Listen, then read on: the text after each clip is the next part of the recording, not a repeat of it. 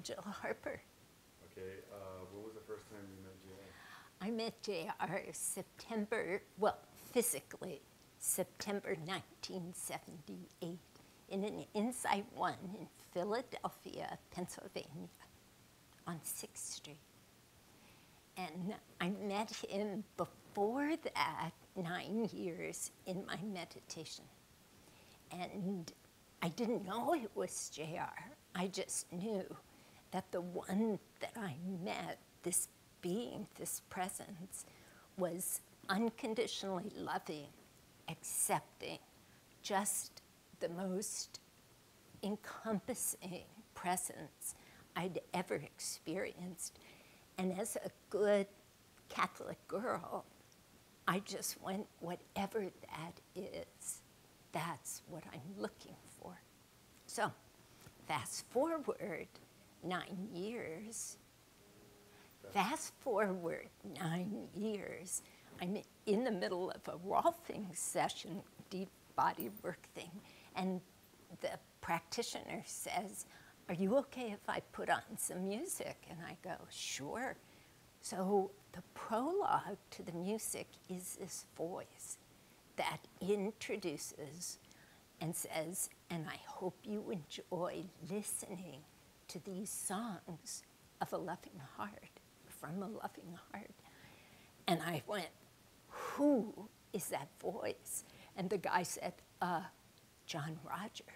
And I went, "That's the one I've been looking for." And the Rolfer looked at me and said, "How'd you know him?" I said, "I have no idea. The vibration or whatever from that meditation is the same as that voice. How do I get to know him? Where is he? Is he alive?" And the fellow said, "Yeah." And he handed me the movement newspapers and said, "Here, read about him and sign up for these discourses." So that was August of 1978. And I met JR a month later, and I remember looking at him and going, "Whoa, you don't look anything like you look like on the other side of where I met you." So a little bit later after that, I went up and I went like this to JR, and I went, and he looked at me and he goes, "Flesh and blood." And I laughed. I said, "Wow." And that was the beginning of how JR's been like educating me, working with me to explore, to kind of enjoy all these levels and expanding and awareness spiritually. Well, first, one of the most potent, we were traveling in Assisi in Italy. This is where St. Francis was and all that. And two moments stick out for me. When we arrived in Assisi, I had all this like emotion, and there were 108 people on this trip. What year? 1984. And it's summer 1984, and we're unloading the buses. Everybody takes their suitcase, walks up the hill to our hotels. And as I'm walking up the hill, tears are starting to come out of my eyes, and what's happening to me? I feel really weird, but nobody's saying anything, and I kind of brush away the tears. Well, fast moving along, about an hour later, our whole group is walking from the hotels up to the cathedral. By now, my tears have turned to sobs. I am sobbing. There's no content. I'm just sobbing. And I'm feeling really embarrassed and ashamed that I'm losing it and nobody else is losing it.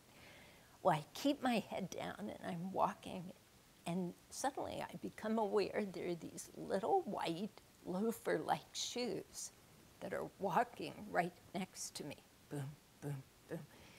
And I get enough courage and I look over, and it's JR. And he has been walking with me side by side all the way up to the cathedral. And I look, and he's just walking along, and I figure, well, my sobbing can't be too bad or embarrassing anybody else, or JR would say something. So then I let it rip, and I just sobbed my way through, letting go whatever that was. So that was one of the first times where I had the experience JR walked with me as I was releasing, call it karma, call it negative experiences or memories, but a very visceral that he'll walk with me through this. So that was one. The last night that we're in Assisi, we had this wonderful whole group dancing type thing in the middle of the piazza, the square. As we're leaving, there's a little group of us, JR's one of them, and we go get gelato. And we're looking at the gelato when we're walking back to the bus, when all of a sudden JR stops me, puts his hand on my arm, and he goes, Angel,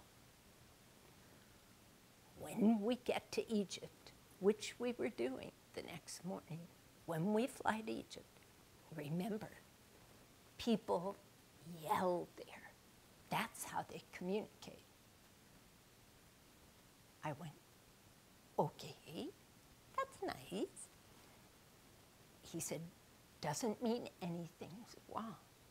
That's how they communicate. So I go, thank you. Had no clue what JR was talking about.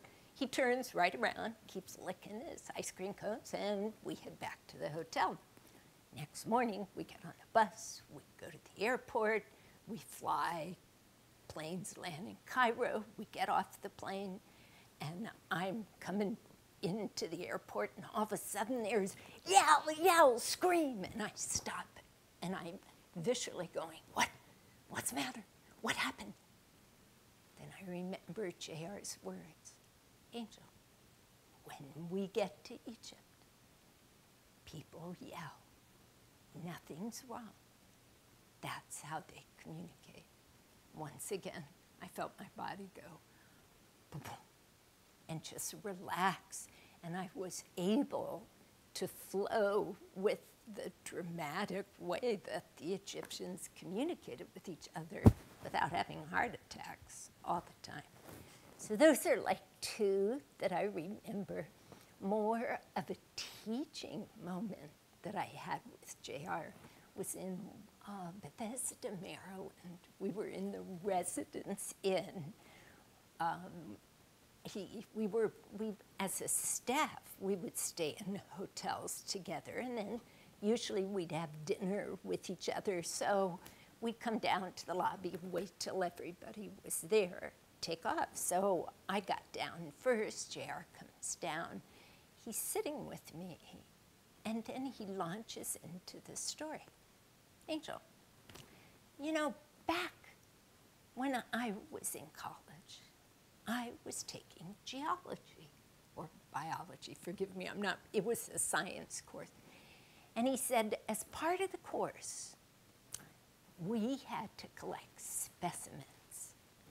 And we had 10 specimens to get, and we had to mark each specimen of what kind of rock it was or whatever.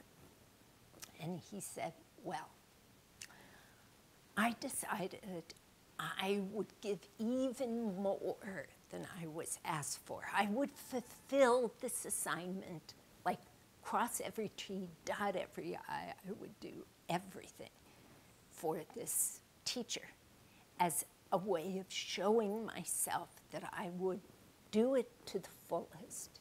So I did. I took more than 10 rocks. I just kept going, and I laid it out, and I gave all the variations.